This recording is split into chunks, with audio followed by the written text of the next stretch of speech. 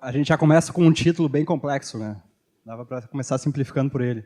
Depois do almoço aí, vamos falar sobre o tema que a maioria dos desenvolvedores ama, que é User Experience. Só que não. Bem, eu sou o Rodrigo, né? E quem é o Rodrigo? Bem, eu sou designer. Alguns projetos que eu participei foi montar a User Experience do Guideline do Material Design, do Android. Quem for desenvolvedor Android aí, provavelmente já conhece bem esse site. Hoje ele já está super amadurecido. Outro projeto que eu pude participar foi um outro do Google, que é o Think with Google, que é para gerente de marketing, analista de marketing, pessoas que coletam insights do mercado no YouTube ou em buscas para fazer campanhas, enfim. E o último grande que eu estou fazendo agora, eu sou um dos fundadores e também designer do Warren. Quem aqui conhece o Warren? Quem aqui investe com o Warren já? Tem que subir esse número aí, hein, galera? Bom, eu sou o André. Cara, eu sou desenvolvedor, sei lá, desde de criancinha me conheço como desenvolvedor. Trabalhei a minha vida inteira no mercado financeiro, muito no back-end, fazendo a parte de negociação eletrônica numa corretora que foi vendida aí umas semanas atrás. Meu ponto focal principal sempre foi sistemas de alta frequência, né? Sempre focado em algo trading e high frequency trading. Ir para o mundo do Warren foi trazer um pouco dessa experiência no mercado financeiro para uma ferramenta mais completa. Né? Bem, apresentações feitas, a gente está aqui para falar um pouquinho de como simplificar user experience e códigos para conteúdos complexos. Bem, user experience. Como vocês, né, a maioria de vocês aí é desenvolvedor, eu acho que vale a pena dar uma pincelada aqui rápida sobre o que é user experience. Tem muita sopa de letrinha nessa indústria, né, porque é uma indústria muito nova, as pessoas começam a inventar, eu sou um AI, sou um arquiteto de informação, não, eu sou um interaction designer, não, eu sou um customer success, não sei o quê. Tem muita nomenclatura, user experience é mais uma delas, né? Vou tentar trazer um pouco dessa abrangência do conceito, que para mim é muito mais importante do que qualquer sigla, eu odeio essas siglas. Né? Então, cara, user experience nada mais é do que qualquer ponto de contato que a sua marca vai ter com o seu potencial cliente. Então, por exemplo, desde o momento que você escuta alguém falar com você numa conversa sobre uma empresa, por exemplo, se alguém começa a falar para você sobre o Nubank, ela vai falar bem ou vai falar mal, e isso já vai criar uma certa expectativa, né, em você em relação à marca. E isso já é a experiência. Você já está tendo contato com a marca sem mesmo conhecê-la. Né? Então, a experiência ela vai além de fazer site, ela vai além de fazer um app, ela é o serviço de cabo a rabo, tanto na interface quanto fora dela. Tá? Então, é o momento quando você é recebido, a forma que você é recebido, isso aí pode ser tratado como experiência. A forma que você lida com o produto que a empresa oferece é também experiência, seja serviço, seja produto físico, não interessa. Isso aqui é experiência. Ela vai te trazer uma carga emocional, né, em relação àquilo, vai criar uma expectativa em relação àquilo. A hora que você precisar da ajuda desse serviço, é experiência também. Pô, quem é que aqui nunca usou a NET, por exemplo, tudo bem, deu um problema, teve que falar com o customer service deles, pô, experiência horrível, sua noção em relação ao produto foi lá embaixo. Então, pô, coisas que passam naturalmente, você nem percebe. Quando está tudo funcionando ok, você fala, beleza, NET, tudo bem. Aí é aquele momento que você precisa da atenção do produto, a tua experiência vai toda abaixo. Então, esse é mais um exemplo para mostrar como é que a experiência é uma coisa muito mais holística do que pontual. Né? Ainda mais, não sei quem aqui já teve a oportunidade de abrir a própria empresa ou ter que tomar decisões importantes para o negócio. Você vai ver que a gente aqui, nós somos um dos fundadores do Warren, e a gente tem que lidar dia a dia com diversos detalhezinhos que são, assim, se essa pessoa que a gente não tratar muito bem, ela pode ser uma potencial pessoa para passar essa experiência negativa para outras. Então, todo cuidado é pouco, né? A ideia é que o detrator ele passa muito mais a sua experiência negativa do que o cara que curte, que tem uma experiência boa, né? 4 vezes mais, se não me engano, a frequência com que o cara vai falar mal do que quando o cara fala bem. Então, putz, isso é muito importante para a experiência do usuário. E se a gente pegar, cara, as empresas novas hoje em dia, elas já todas se preocupam muito com isso, né? Pegar o case do Nubank, por exemplo, pegar o case da própria Amazon, eles são todos muito preocupados na maneira como eles dão suporte, né? As empresas antigas, a forma antiga de dar suporte é uma coisa que tende a morrer, né? Espero. Então, né, quando você está lidando com o seu produto, e que é uma coisa que é importante todo mundo da empresa estar por dentro para saber qual parte do todo ela pertence, né, a ideia é que a gente consiga um cliente satisfeito, ao invés de um cliente um pouquinho alterado aí. Bem. Mas, beleza, ok, a gente está falando sobre experiência e a gente quer entregar conteúdo complexo para o nosso usuário, né? Mas, pô, o que é conteúdo complexo, né? Cara, conteúdo complexo não necessariamente precisa ser uma equação diferencial, sei lá, não precisa ser um projeto da NASA, mandar um homem à Lua. Nem sempre isso não é só isso que é conteúdo complexo, né? O conteúdo complexo depende de quanto tempo o teu usuário, teu cliente, precisa para absorver aquela informação e quanto de atenção ele precisa para absorver aquela informação. Bem, então, por exemplo, em todos esses projetos que eu já participei, né, a gente sempre começa para entender o todo. É muito importante você entender aquilo que você está querendo resolver com o seu produto ou o seu serviço, né? Então, é muito importante você colocar tudo na mesa. Você precisa ter a visão do todo para conseguir entender isso melhor, né? Porque você começa a compreender o tamanho desse problema, o quão complexo ele realmente é, né? Você pega um aplicativo para despertador, pô, ele tem uma escala de complexidade. Você pega um aplicativo de day trade da vida do mercado financeiro, ele tem um outro completamente diferente. Então, a forma que você vai precisar lidar com isso, né, você precisa pegar e colocar na sua frente para você conseguir perceber, né, esse tamanho. Então, por exemplo, o tamanho do seu problema é isso aí, você precisa de todas essas informações quando você for desenhar um produto. A gente pega o nosso exemplo, não querendo fazer o jabá do Warren, mas a gente pega o nosso exemplo que é o mercado financeiro. Cara, se você quer ser um profissional do mercado financeiro, as ferramentas são essas, né? Tipo, o conteúdo é vasto, é realmente muito conteúdo. Mas é isso mesmo que as pessoas querem? As pessoas querem ser profissionais do mercado financeiro? As pessoas querem saber usar todas as ferramentas? Ou as pessoas querem investir bem?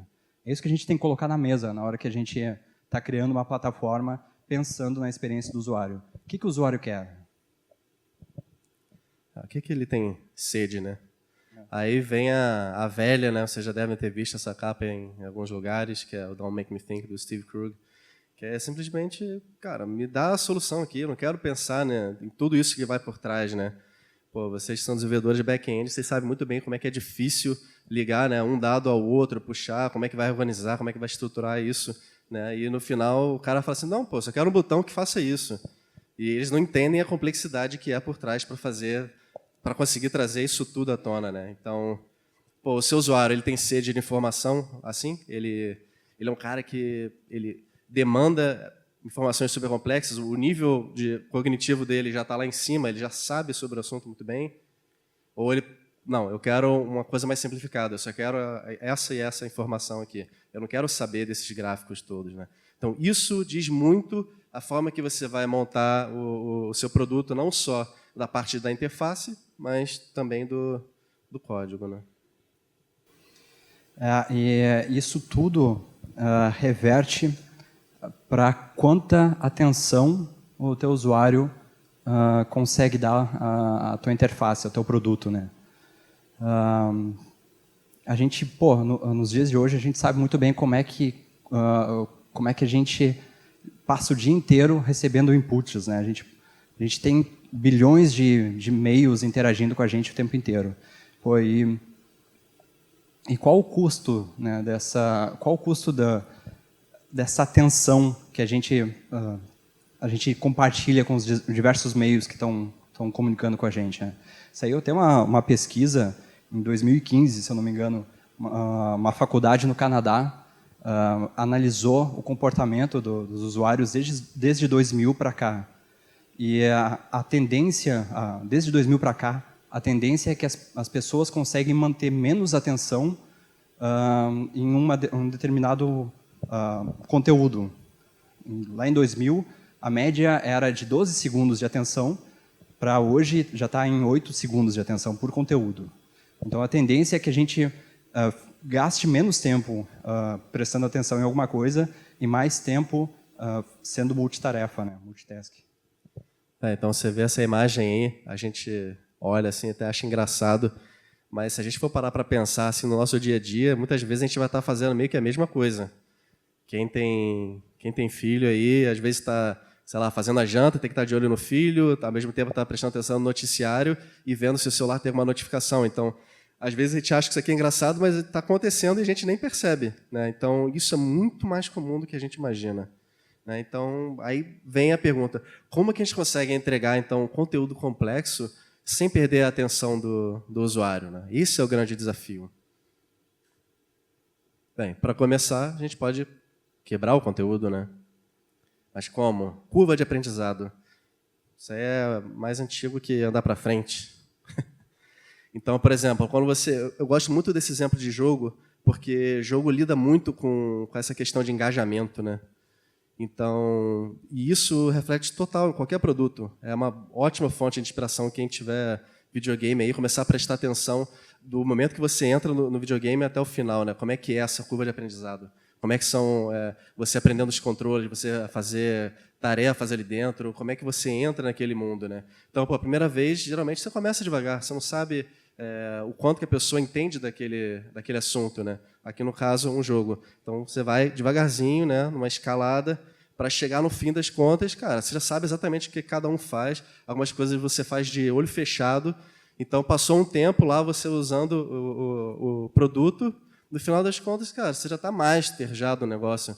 Então, se você tem alguma empresa, você tem algum heavy user, né, na sua empresa, você vai ver que é o cara que está lá, enchendo o saco do suporte, falando, bota tal feature, eu quero tal feature. Esse cara já usou todas as possibilidades possíveis que seu produto ou seu serviço tem, e ele quer aquela, porque ele já usou tudo e ele quer aquela, ele sabe exatamente o que está faltando. É esse cara que vai chegar ali no ouvido de vocês, né? Então, curva de aprendizado é um aspecto muito importante na parte de experiência, né? Quando você vai fazer um desenho, um produto.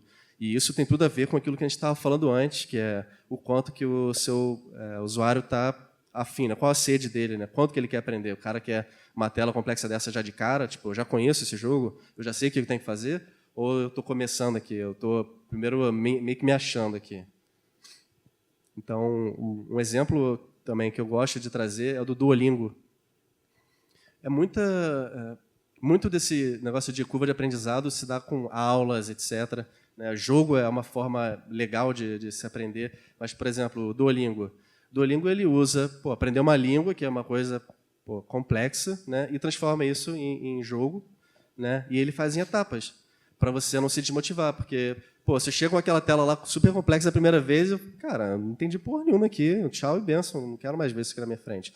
Então ele começa no baby steps, né? Uma coisinha de cada vez. Então ele vai no basic, pega o basic, que é o beabá ali, vai falar eu, você, eles na língua lá, é o primeiro pontinho, o segundo, e vai fazendo a escalada, né?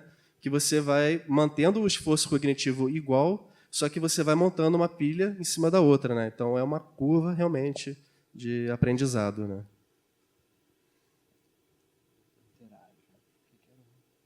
Bem, a segunda forma é interagindo, também tem muito a ver com o jogo, né? E agora já mais voltando para o nosso âmbito, que é web, né? Tem alguns exemplos legais, né? Por exemplo, esse Champ NYC, ele fornece conteúdo on demand. Foi uma sacadinha que eu achei assim por acaso, mas que vai muito nessa questão de trazer complexidade de uma forma simples. Então, por exemplo, você tem essa frase aí, Champ NYC is run by Champ. Beleza. Aí eu clico ali em Champ, ele traz mais conteúdo para mim. Então, é conteúdo on demand ali. Ele vai pegando de acordo com o que eu quero aprender, ele vai me trazendo. É um negócio que passou assim, despercebido, se for ver no site, mas a sacada por trás, o conceito por trás é muito, desculpa o termo aí, é muito foda. Então, ele traz mais conteúdo, né? Teve o Keynote do Google semana passada. Sei que algum de vocês viu aqui, chegou a acompanhar? No Keynote do Google, o Pichai, uma das coisas que ele falou é que, cara, a gente deixa... A nova tendência do Google é deixar de ser orientado a mobile first. Agora é IA first, cara. Os aplicativos, agora que eles passarem a desenvolver, eles vão sempre começar a pensar em como adicionar um layer de inteligência artificial nesse aplicativo. Por exemplo, o calendário, que você tem lá marcado que você tem que pegar um avião, ele sabe disso, ele sabe onde é que você está, ele vai te dizer assim, cara, está na hora de sair de casa para ir lá pegar o avião, para você chegar no aeroporto. Sabe? Então, é isso. A tendência agora é a gente pegar os aplicativos e não só pensar em usar as ferramentas de ser mobile, mas também trazer mais inteligência para a forma como eles interagem com o usuário. Isso cai na interação também. Outra maneira é através de bots, né? Tem uma febre agora crescendo de bots. Isso a gente até pode falar. O Warren é um bot também. A gente começou como bot antes de ser legal, né? Antes de ser uma tendência. E a ideia é, interagindo com o bot, você resolve o seu problema, você mantém o foco, né? Porque você está conversando, é quase como se você estivesse conversando com alguém. E esse bot ele consegue, aos poucos, te passar conteúdo. Ele aos poucos, ele vai conversando contigo, entendendo quem você é e te passando conteúdo na medida correta. Um exemplo, na época, quando a gente estava desenhando o Warren, é o Cleverbot. Não sei se vocês já usaram. O Cleverbot é uma das 3 ferramentas lá nos Estados Unidos que virou sensação pela quantidade de gente que fica usando. O que ele faz, cara? Ele é um site em que tu entra ali e começa a falar com um robô. Falar qualquer coisa. É tipo uma Siri da vida. E ele, cara, ele tem o humor dele, dependendo da resposta que você dá, ele te xinga também, ou ele é agressivo, ou ele é mais simpático. E o que os caras viram, cara, é que essa ferramenta já teve mais de 60 milhões de acesso. E a média de sessão nessa ferramenta é de 12 minutos por usuário. Então, pô, cara, é um robô que não te leva, não faz nada, que não te leva a lugar nenhum, mas só a interação com ele já é interessante. Prende o usuário por 12 minutos. Pô, a gente estava falando de 12 segundos, né? 8 a 12 segundos, o cara já passa 12 minutos conversando com o robô, só de brincadeira. E daí, nisso, a gente desenhou o Warren também, né? O Warren acaba sendo um mentor online, um agente, um guia online para ajudar seus investimentos, conversando contigo. Ele conversa contigo, ele entende teu perfil de risco, ele entende para que você precisa da sua grana, e daí assim ele consegue te indicar um produto melhor. E o futuro? Bom, futuro... Bem, o futuro da interatividade, aí a gente está acompanhando alguns movimentos. Né? Pô, beleza, antigamente era site, depois virou bot, e agora tem realidade aumentada, o Oculus Rift aí do Facebook. Né? Onde é que vai? Qual é a barreira de interatividade que a gente vai poder fornecer no futuro para os produtos? Né? Já é um sinal. Né? Essa foto aí, com certeza, vai ser emblemática lá na frente. Né? Juntamente com esse filme aqui. Quem viu esse filme sabe muito bem que em algum momento a gente vai chegar lá. Talvez não seja por agora, mas a gente vai chegar lá, a gente já está caminhando para lá. Né? Esses traços aí de robô, a Siri, todos esses assistentes virtuais que essas grandes empresas aí, Google, Apple, enfim, e outras, a Alexa, da Amazon, estão colocando aí no ar, são indicadores que vai chegar lá, né? É uma questão de tempo. Né? Vamos ver quando que isso aí vai ser. a tendência é que isso fique tão legal, né? Essa interatividade fique tão empolgante, cara, que algumas pessoas cheguem a optar por passar mais tempo na realidade virtual do que na realidade, cara. Isso já acontece hoje em dia com a tecnologia que a gente tem. Agora, imagina você estar imerso, você está usando uma lente de contato, você está usando um óculos de realidade virtual, você está imerso num ambiente virtual em que você consiga fazer todas as coisas, você consiga trabalhar, você consiga fazer compras. Pô, cara, vai acontecer muito de pessoas passarem mais tempo nesse ambiente do que na realidade. Bom, daí indo para a parte de arquitetura, né? Eu sou o cara de TI e pô, a gente falou sobre design, o X, entregar conteúdo. Pô, e como é que a gente faz isso na arquitetura, né? Em TI? Eu vou falar bastante aqui de serviços, né? Vou pegar o nosso case, cara, porque é uma coisa que a gente tem estudado, a gente tem trabalhado bastante, e a gente se preocupou bastante em como decompor a nossa arquitetura para que a gente conseguisse ser dinâmico, porque o negócio muda, os produtos mudam, a gente sabe que a área de negócio vai estar constantemente inventando coisas novas, mas ao mesmo tempo a gente tem um sistema atrás que a gente quer que ele seja coerente, né? A gente quer que o nosso sistema ele se mantenha em pé, que ele faça as funções corretas, que ele entregue dados da maneira correta. Então, pô, como é que a gente consegue balancear isso? Tem que ser rápido e, ao mesmo tempo, tem que ser conciso, né? E daí a gente divide, no caso a gente fez isso no Warren, e o que a gente fez foi dividir a complexidade em camadas, né? Pô, a gente sabe que a gente vai ter uma camada mais externa, que é mais propícia a alterações de negócio. Que, pô, eu vou ter um produto novo, eu vou ter uma promoção nova, eu vou ter algum tipo de interação nova com o usuário. Então, a gente já pensa nessa camada numa linguagem que seja mais dinâmica e que seja mais fácil fazer atualizações, né? Depois a gente... um exemplo disso é a satirinha do Gilbert, que é, cara, a gente sabe que os projetos começam como uma especificação, né, simples, e daqui a pouco você tem bilhões de alterações para fazer, né? Então, o mundo é assim, cara. Pô, TI vai ser assim o tempo inteiro, né? A gente tem que aprender a lidar com isso, aprender a lidar com o negócio, porque, pô, quem mantém a empresa em pé é a área de negócio, é o comercial que consegue trazer produtos novos, né? Então, a gente tem que estar se adaptando o tempo inteiro. Daí a gente vai ter uma camada intermediária, né? Que é onde acontecem os processos, né? Onde a gente lida com alguns processos que mudam já não com tanta frequência.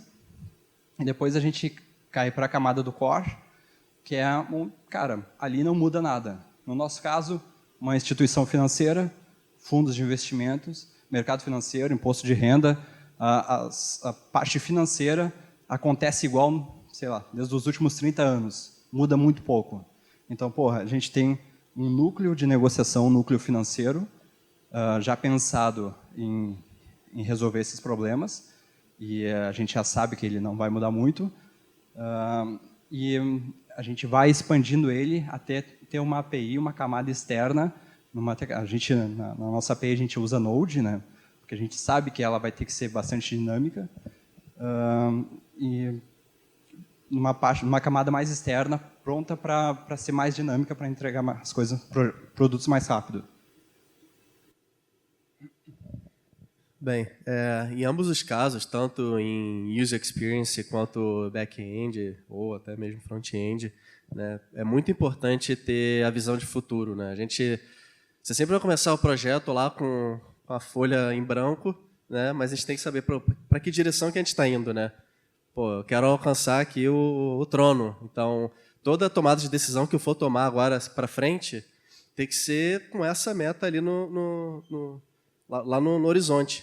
Então, por mais que seja, quem mexe aqui com Kanban, etc., às vezes você tem uma task que é épica, você sabe que vai demorar a vida, né?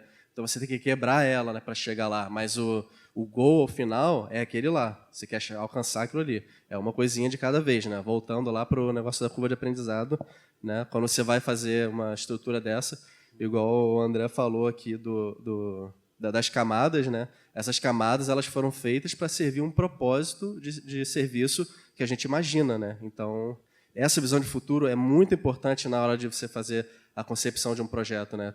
Seja tanto na parte de design, de user experience, quanto mexer com quase taxonomia de arquivo, né? Também que você tem que saber qual vai ser a evolução. Né? Beleza, e daí, voltando lá para o back-end, naquela estrutura de camadas, as coisas que mudam mais rápido e as coisas que mudam mais devagar, a gente também quebra o back-end de forma horizontal. Não só verticalmente, mas de forma horizontal. O que a gente faz, cara? A nossa arquitetura é orientada a serviço, e os serviços, eles detêm domínios, né? Eles são dominadores de um determinado tipo de conteúdo. Então, eu tenho domínios de conhecimento por serviços. E esse conhecimento, ele aumenta conforme a gente vai descendo em profundidade. Então, eu tenho serviços que têm detalhes mais específicos. Por exemplo, eu tenho um código de negociação que sabe qual é a cota do produto XYZ. E eu tenho a parte mais rasa lá em cima, que é a API, sabe quando é que foi a última vez que meu cliente logou. Então, a gente quebra não só em profundidade, mas também no domínio, né, das informações. Então, nessa parte de arquitetura na interface, tudo isso que a gente falou de curva de aprendizado, de qual o nível cognitivo de atenção do usuário e a necessidade de negócio, porque isso tudo é levado em consideração, né? Eu vou voltar aqui ao exemplo, né? Você tem que começar devagar para depois de um tempo ele chegar nesse ponto, né? Mas sem que o cara tenha algum impeditivo, já chegue de cara e ache que isso é demais e saia do seu produto, né?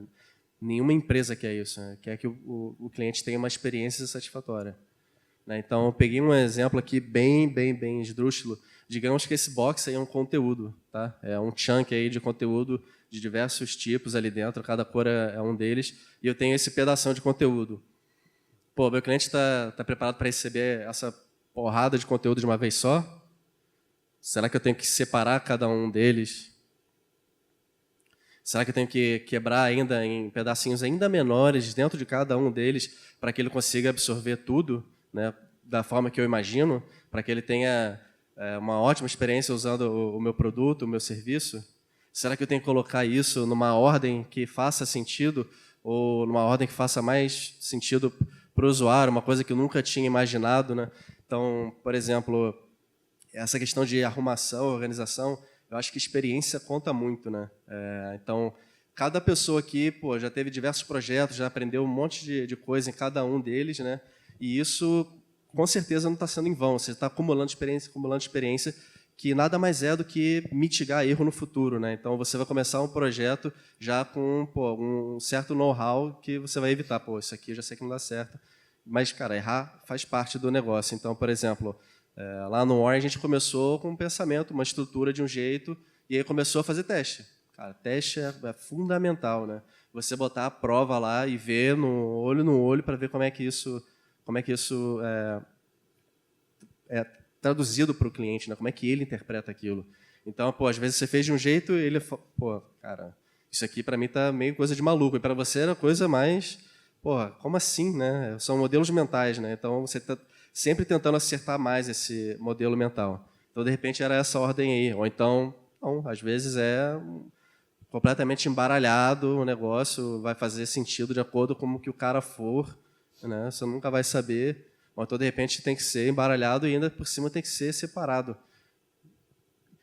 De novo, tem que experimentar, tem que botar à prova, né? Você tem que ter tudo isso em mente da curva de aprendizado, de quanto você quer dividir esse conteúdo, entender o seu usuário, quanto que ele aguenta absorver de conteúdo, para você não jogar um monte de coisa e ele falar, putz, é demais isso aqui, ou então falar, putz, isso aqui é muito de iniciante, né? Acertar na mosca é muito difícil, né? Então o teste é muito importante nesse cenário.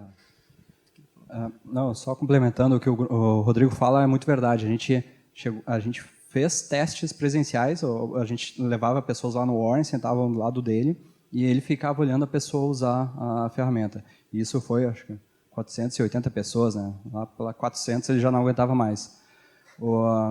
A questão é que, quando a gente construiu a plataforma a primeira vez, quando o Rodrigo desenhou a plataforma a primeira vez, a gente tinha uma hipótese. A gente imaginava que quebrar aquele conteúdo daquela maneira seria uma maneira interessante para manter o usuário no fluxo, para ele fazer chegar no final, que no nosso caso é um investimento, né? Cara, mas quando você senta do lado do usuário e você vê a pessoa usando, cara, muitas hipóteses são quebradas, né? Muita coisa a gente vê que não funcionou e, cara, volta para a prancheta lá e desenha de novo. E daí a gente volta para aquele lance, pô, se eu não tenho uma arquitetura pensada em refazer as coisas, cara, vai ser um pesadelo a gente ter que refazer um produto mesmo antes de entregar ele na prateleira. É quase um malabarismo, né? Saber quanto usuário tem, aí coisa de negócio, aí tem que ver arquitetura, enfim, é um monte de coisa ao mesmo tempo. Mas, tipo, uma coisa que é muito legal, assim, quando você faz esse tipo de entrevista, você vê diversos insights, assim, coisas que nunca passou pela sua cabeça e, cara, é mais uma ideia que você pode usar lá na frente. Então, às vezes, aconteceu muito isso de, fazer um desenho de uma forma, sentar do lado do usuário e, o cara não entender nada, né, e não fazer sentido nenhum naquele momento. Aí você fala, putz, vou ter que desenhar tudo de novo, né? Beleza, vou aqui para, sei lá, versão 60 aqui do arquivo, né, para fazer uma nova versão. E aí, beleza, conseguiu validar aquela versão, chegou um pouquinho mais lá na frente, apareceu um problema, você fala, putz, aquela ideia que eu tive lá atrás, eu acho que agora ela serve aqui. Então, tem muita coisa que você consegue aproveitar, né? Quanto mais você explorar, cara, melhor, né? Tinha um negócio que eu já trabalhei na Hilde, que é uma agência americana, e tinha um cara que trabalhava comigo que ele falava assim, cara, se eu entro na pasta do projeto e eu só vejo um PSD lá, eu já sei que está uma merda, porque o cara não explorou o suficiente. Porque o negócio é realmente 1% de inspiração e 99% transpiração. Quanto mais você lapidar o negócio, melhor vai ficar. Tipo, cara, não tem como piorar, né? E a gente que trabalha com digital, a gente sabe que sempre dá para ser um pouquinho melhor, dá para puxar um pouquinho a performance, dá para deixar aqui um pouquinho mais organizado o código, organizar a pasta. Tem o pessoal falando aí de novas tecnologias, o grid lá do CSS, o Webpack, enfim. Tem sempre coisa nova surgindo, né? E tem sempre alguma coisinha para você melhorar, né? Então é muito importante você saber que as coisas que você faz, elas vão ser utilizadas de alguma forma, e essa experiência é muito válida, né? E daí, voltando lá para o nosso back-end, cara, a gente criou uma interface que entrega o conteúdo no momento correto para o usuário. A gente também tem que pensar isso do ponto de vista de arquitetura. A minha arquitetura não pode cuspir tudo de uma vez para o nosso cliente, cara. A nossa arquitetura já tem que ser pensada para entregar os conteúdos da maneira como o usuário vai ter que ir consumindo, que é mais ou menos o que acontece quando a gente quebra por domínio, né? Voltando lá para o desenho, quando a gente quebra por domínio, eu consigo que as informações sejam entregues no momento correto, né? Que a gente não precise ficar mandando dado desnecessário para o cliente. Bem, acho que é mais ou menos isso. Era mais ou menos isso que a gente estava tentando passar aí para vocês, pessoal. Valeu. Obrigado.